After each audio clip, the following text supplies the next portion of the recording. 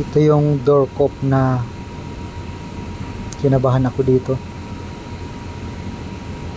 Ayan o. First time kong makakita ng ganitong timing ito.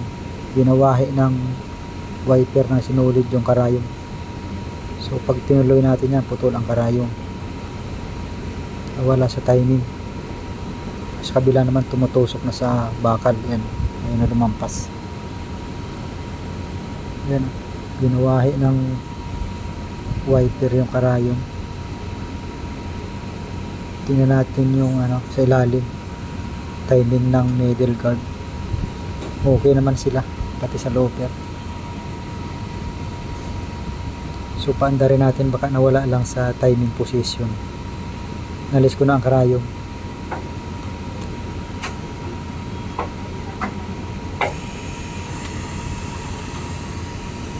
Yan siya, ayaw niyang tumuloy, ayaw umandar. Check natin sa needle bar. Ayan, may marking. Balik natin sa marking na to. Parang bumaba ang needle bar. Sana yun lang ang problema.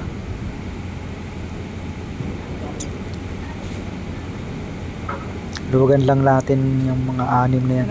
Anim yung tornilyo na yan, maliliit. Para maitaas natin yung needle bar sa marking na yan.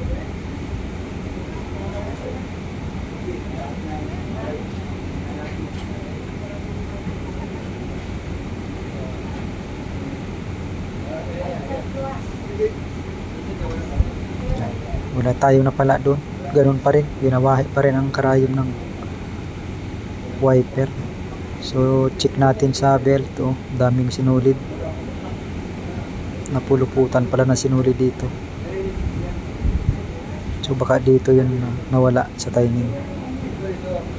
Kalasin muna natin itong dalawang to para ma-adjust natin dito. Dito ko lang niluwagan. Tsaka dito. Dalawang tornilyo lang. Nawa ko dito, inikat ko dito, tapos hinawakan ko yung iniikot ko dito, tapos hinahawakan, pinipigilan ko yung needle bar.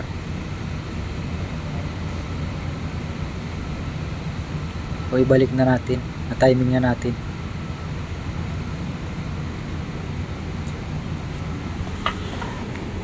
Ibalik natin yung dating posisyon niya.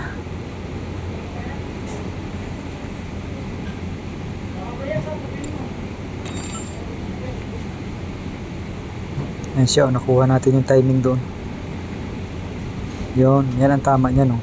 Dapat nakabuka yung wiper bago pumatak yung karayom. Ayan, balance naman yung timing niya. So itatry natin sa retaso.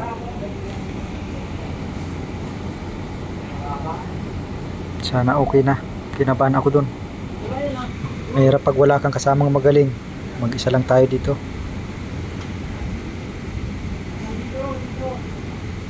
Wala tayong chief mechanic. Yan. Okay na yung timing na yan. Subukan na natin.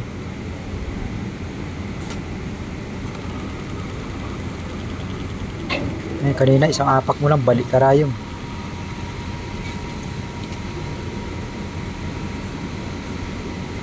May skip lang siya. Try natin na i-try. Nagalaw na lang tayo sa tension. Skip pa din.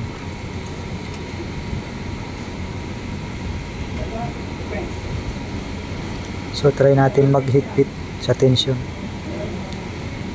Dito dagdag tayo dito. Try natin 58. Tapos try ulit natin. Nasa mawala yung skip.